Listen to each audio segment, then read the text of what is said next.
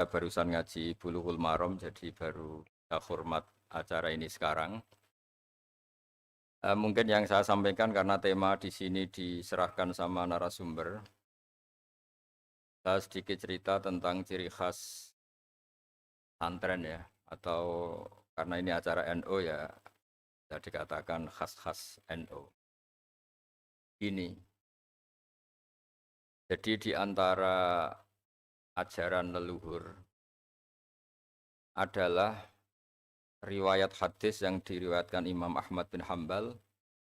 Al-bilad biladullah wal ibad ibadullah fa haitsuma asabta khairan fa'akim. Jadi status hakikat bumi semua milik Allah, semua hamba juga hambanya Allah, maka di mana saja Anda menemukan kebaikan, silahkan berdomisili atau bermukim atau beraktivitas di situ. Kenapa saya terjemah sampai 3 kali, bermukim, berdomisili, beraktivitas? Karena dalam beberapa khazanah yang kita baca bahwa bumi ini, bumi yang kita huni adalah materi kita. Bahwa manusia sebagaimana kita tahu adalah materinya dari bumi.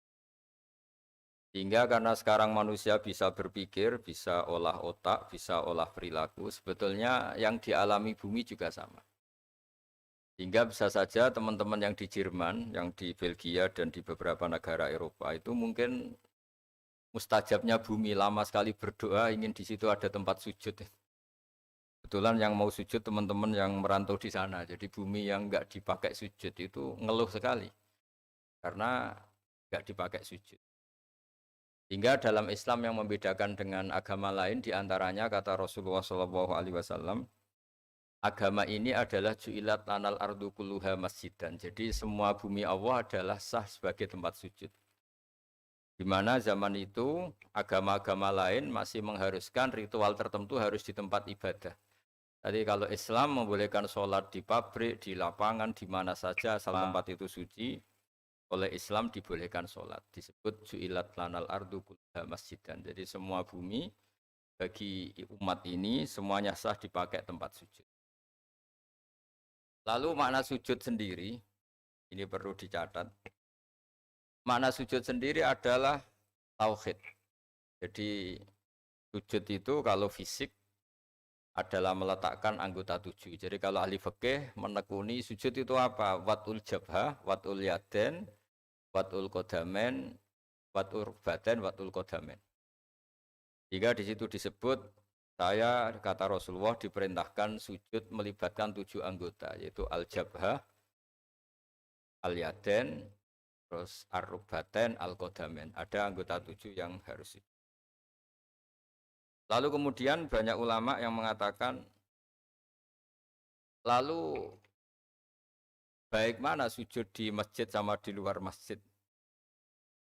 Biasanya ahli fikih menjawab, al-fadilah al-muta'alliqah bidzatil ibadah, kualitas sujud itu sendiri, kualitas sholat itu sendiri, itu mengalahkan kualitas yang berkaitan dengan tempat dan waktu. Ini penting saya utarakan supaya kita nyaman, kita punya status, kita punya identitas di depan Allah Subhanahu wa Ta'ala. Pernah ada periode di mana Rasulullah itu nggak bisa sholat di Masjid Haram karena diembargo oleh kafir Quraisy yang zaman itu sebagai penguasa Masjid Haram. Justru Nabi yang kekasih Allah, orang terbaik, bisanya sholat itu di Aqobatu Mina, di Aqobah, di lereng-lereng gunung sekitar Mekah. Tapi itu tidak akan mengalahkan orang kafir yang ritual di Masjid Haram zaman itu karena dengan cara yang salah. Utama Nabi yang ritual sholat secara benar meskipun tidak di Masjid Haram. Yaitu bukti bahwa ibadah yang fadilahnya terkait dengan pemenuhan syarat dan rukun itu lebih utama ketimbang ibadah di tempat terhormat tapi tidak memenuhi syarat dan rukun. Karena zaman itu pelakunya adalah orang-orang yang salah zaman itu. Wa makana sholatuhum indal baiti illa muka'aw wa tasdiyah.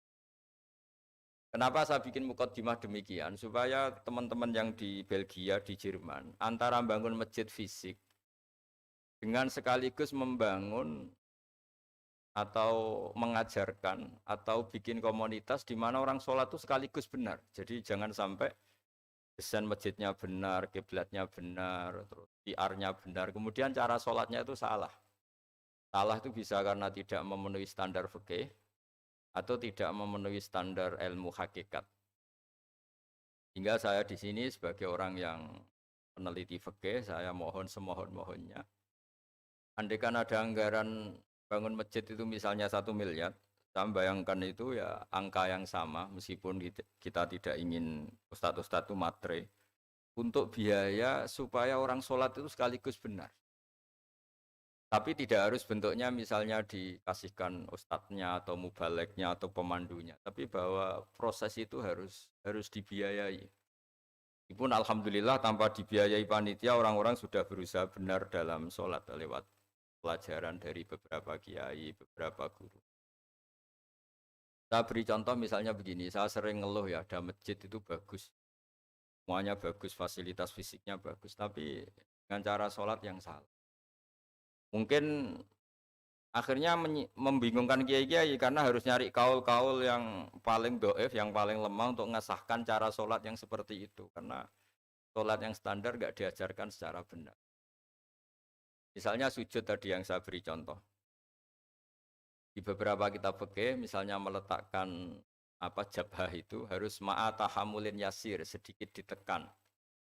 Karena untuk sampai memastikan itu sujud, itu anggota 7 sedikit ditekan. Dan ditekan ini penting karena supaya keterikatan manusia dengan bumi, dan bumi ini penting juga jadi tempat sujud karena yang jadi saksi kita saat di akhirat. Jika banyak di kitab hadis diterangkan ada orang mau masuk neraka gara-gara banyak batu yang bersaksi pakai sujud, kemudian orang itu nggak jadi masuk neraka. Nah tentu dengan asumsi sujudnya benar. Begitu juga bacaan-bacaannya, misalnya meskipun itu tidak syarat sah dilatih subhana rabbiyal a'la bihamdi saat kita sujud, benar-benar ikrar bahwa keagungan, kebesaran hanya milik Allah.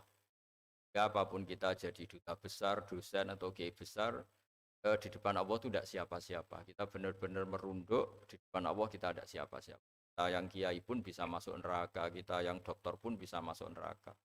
Kita yang hebat pun bisa terlantar suatu saat, setiap saat. Nah, barokahnya sujud ini orang akan ikrar kelemahannya dan hanya ngakui kebesaran Allah Subhanahu wa taala. Ketika mental ini nyata-nyata dihayati, maka di luar sholat dia akan berperilaku tawadhu, simpatik. Ya, keberhadiran dia rahmatan lil alamin.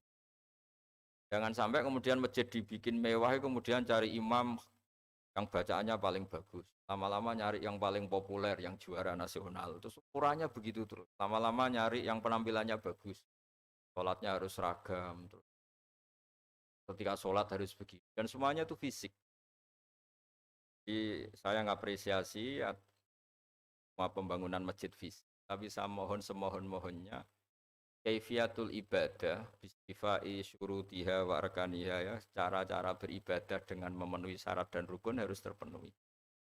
Jika dulu zaman Nabi itu masjid itu sederhana, tapi Nabi itu luar biasa ngajari sholat sampai beliau meraktekkan sendiri. Ketika ada seorang Arabi, seorang kampung datang, ya Rasulullah bagaimana saya sholat? Kamu silahkan nginap di sini 3 hari, kemudian terus melihat saya sholat. Nabi terakhir ngendikan sallu kama ra'aitumuni usolli. Kamu silahkan sholat sebagaimana kamu melihat saat sholat. Dan ada lagi yang dilatih Nabi, sholatnya salah kemudian disuruh ngulang lagi.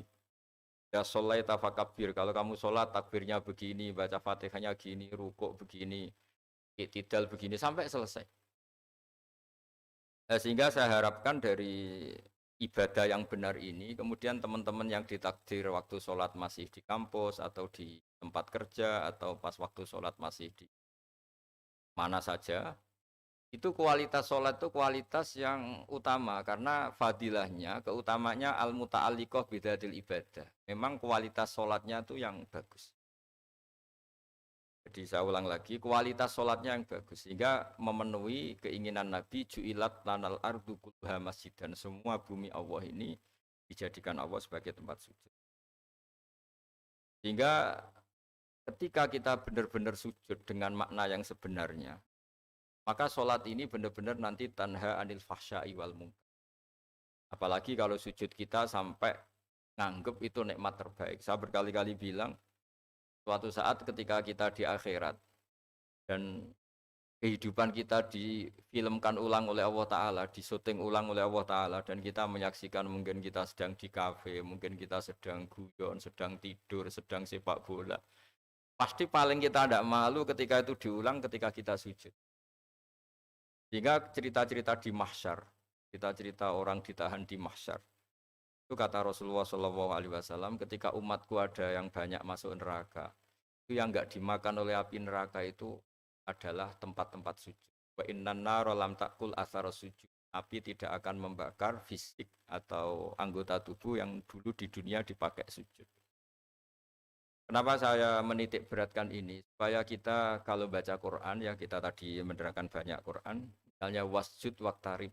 Kalau sudah berani sujud, ya harus sampai dekat Allah. Nah, sehingga ini penting supaya kita hidup di perantauan tetap bahagia karena ditakdir sujud. Kita jadi orang kaya tetap bahagia karena sujud. Jadi orang miskin bahagia karena sujud. Jadi siapapun kita bahagia karena sujud. Karena hakikat saat kita ketemu Allah, itu kita nanti tidak dengan status kiai besar, profesor, doktor, atau dengan jabatan-jabatan duniawi. Tapi kita hanya sebagai jabatan atau status yang permanen. Ya Tuhan nafsul mutmainnah, irji'i ila rabbiki radiyatan mardiyah fadkhuli fi ibadi wadkhuli jannati. Status kehambaan kita ini hanya bisa kita dapatkan setelah kita sholat itu benar, menghamba sama Allah benar. Setelah status kehambaan ini benar, baru ada wadkhuli jannati. Jadi fadkhuli fi ibadi, masuklah berstatus sebagai hambaku. Baru wadkhuli jannati, kamu boleh masuk surga. Hingga tadi nggak perlu pembiayaan kaifiyah atau pembiayaan guru-guru untuk melatih sujud. Saya pikir itu tidak penting karena masih banyak orang ikhlas yang mengajarkan sujud yang benar, sholat yang benar. Tapi saya mohon di masjid-masjid di Eropa juga harus ada kitab takrib, kitab mahali. Karena kalau takrib saja resikonya itu kalau ada satu perilaku ibadah masyarakat kita yang menurut kitab takrib itu tidak sah. Padahal nanti kalau dicari referensi di kitab yang lebih besar, mungkin ada pembenarannya. Dan barokahnya kitab-kitab besar itu mungkin misalnya yang ditakdir kunut, yang mungkin kita tahu itu mazhab Syafi'i, yang mungkin ada tamu mungkin dari Arab Saudi atau di mana yang pas jamaah di kita tidak kunut, kita tahu itu mazhab Hanafi, sehingga cara pandang kita terhadap lintas mazhab itu lebih luas. Masyhur itu Said Muhammad dan beberapa ulama sering ngendikan li'annal insana kullamatta sa'afikruh qalla ingkaruhu alan nas. Karena manusia ketika bacanya banyak, baca referensinya banyak, maka tidak gampang ingkar, ya, tidak gampang menyalahkan orang lain. Kenapa baca banyak ini penting? Karena apalagi teman-teman yang hidup di Eropa itu kan komunitasnya besar dan wong kita di haji saja melihat cara ibadah macam-macam. Dengan cara yang macam-macam dan sebagian ya memang karena madhab bukan karena kesalahan. Kalau karena kesalahan memang ya didis ya memang salah. Memang sebagian itu karena madhab. Misalnya kita pas kecil sampai besar keyakinan kita megang perempuan itu yang ajnabiyah itu batal. Tapi guru-guru kita khusus pas tawaf diminta intikal madhab, mengikuti madhab. Kalau bersentuhan dengan perempuan tidak batal karena agak kebayang kalau setiap bersentuhan dengan perempuan kemudian kita harus wudhu lagi, harus memperbarui tawaf lagi. Kemudian yang terakhir, ini memang saya tidak akan cerita masjid tapi cerita kualitas aktivitas di masjid. Saya bawa kitab Sahih Muslim di mana tradisi pesantren atau tradisi NU itu sering tahlilan, sering baca tasbih bareng, baca tahlil bareng. Ini juga penting karena disebut al-baqiyatus sholihat. Baqiyat itu satu kalimat yang abadi, sholihat itu yang layak. Saat nanti di akhirat, itu kita tidak siapa-siapa. Yang tetap sebagai aktor, sebagai al-fa'ilul mukhtar itu hanya Allah Subhanahu wa taala. Jika kita dilatih mulai kecil sampai sekarang ikut tahlil, ikut baca tasbih subhanallah bihamdi atau subhanallahil azim. Maha suci Allah, maha besar Allah. Karena itu kalimat yang abadi. Kita manusia apapun hebatnya itu digerus oleh tua, digerus oleh sakit, tumpuhkan oleh kelemahan kita. Yang hakikat abadi itu ya Allahu Akbar. Kita tidak pernah besar abadi. Sehingga ketika kita nanti di akhirat, yang al-baqiyatus sholihat itu bukan kita. Kita tetap orang yang kulluman alaiha fani wa yabqa wajhu rabbika dzul jalali wal ikram. Orang yang rusak, orang yang rentan, orang yang profan. Yang abadi itu Allah. Jika kita dilatih tahlil Allahu akbar kabira walhamdulillahi katsira. Ini disebut al-baqiyatus sholihat. Karena nanti kamu di akhirat, kalimat-kalimat yang kita utarakan di dunia itu semuanya ada gunanya, kecuali kalimat-kalimat yang memuji Allah Subhanahu wa taala. Jika dalam sebuah hadis disebut secara jelas ad-dunya mal'unatun mal'unun ma fiha illa zikrawah wa ma walahu au aliman au muta'alliman. Kalimat-kalimat yang di dunia yang sering kita baca mungkin mudah hilang. Yang enggak mudah hilang adalah kalimat-kalimat yang terkait memuji Allah Subhanahu wa taala.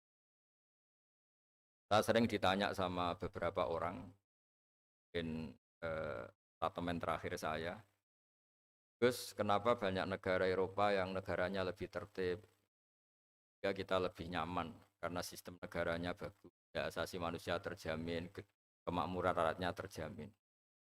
Terus saya bilang, Islam tidak akan pernah melarang orang belajar dari negara manapun. Yang jelas, pesan saya, kamu harus ingat Allah dulu. Sistem itu bisa bagus karena ada bumi yang disediakan Allah. Orang bisa hidup karena ada oksigen yang diciptakan Allah.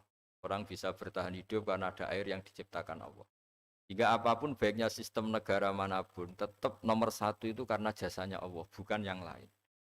Meskipun Islam mengharuskan orang berterima kasih sama sistem sosial yang baik, tapi tetap nomor satu itu tentang jasa kamu sama Allah.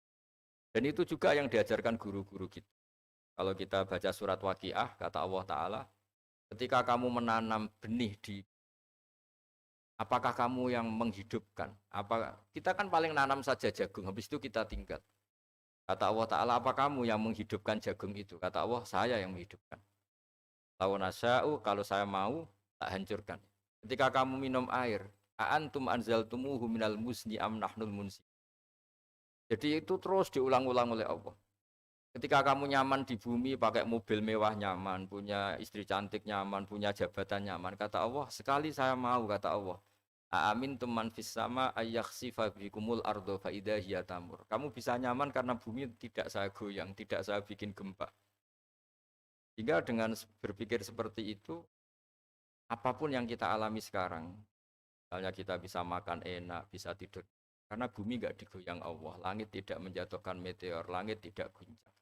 Jika itu terus yang dilatih, amin tuman fis sama ayakhsifa bikumul ardo fa idza hiya tamur. Amin tuman fis sama ayursila alaikum hasiba fasta'lamuna kaifa nadzir. Ketika punya air, kita juga tidak bisa menjaga eksistensi air sampai sekarang. Yang bisa jaga hanya Allah. Allah juga yang memperingatkan kita, kul ara'aitum in asbaha ma'ukum khauran fama ya'tikum bima'in ma'in. Coba kalau air itu tak ambil, kata Allah, kamu bisa apa? Nah, saya berharap dari ngaji saya yang singkat ini, memang ini sudah malam, ya, jadi ini saatnya para kiai, ya, para ulama mungkin saatnya munajat sama Allah, dan ini kebenaran saya bisa menyampaikan ini. Sehingga saya berharap dengan pikiran dan nurani seperti ini, teman-teman yang hidup di Jerman, di Belgia tetap nyaman karena hakikatnya al bilad biladullah wal ibad ibadullah fa haitsu ma asabta khairan fa aqim. Artinya hakikat hidup itu ya seperti itu. Manusia yang dimanapun ya hamba Allah, bumi yang Anda tempati dimanapun ya bumi Allah. Maka di mana saja kamu menemukan kebaikan, fa aqim, maka silakan beraktivitas di situ atau menempat di situ atau berdomisili di situ. Mohon maaf karena saya tidak bisa lama-lama karena juga sudah malam. Tadi saya juga habis ngaji dengan banyak santri. Mohon maaf atas semua dan saya ikut mengapresiasi semua aktivitas keislaman di sana yang disebut mudarosah keislaman atau tadarus keislaman. Tapi saya mohon selain bangunan-bangunan fisik, bangunan-bangunan mental atau rohani juga diajarkan sehingga jangan hanya masjidnya yang bagus, tempat wudhunya yang bagus, tapi juga sholatnya yang bagus. Caranya diajarkan sholat-sholat yang benar dan baik, juga khazanah-khazanah yang agak luas. Supaya nanti kalau ada bersinggungan dengan mazhab yang macam-macam, kita tidak mudah panik, tidak mudah mengklaim, tapi selama itu ada dalam khazanah-khazanah ulama kita, harus kita benarkan. Baru kalau benar-benar tidak ada khazanahnya, mungkin baru kita menvonis itu sesat atau salah. Saya kira demikian. Wassalamualaikum warahmatullahi wabarakatuh.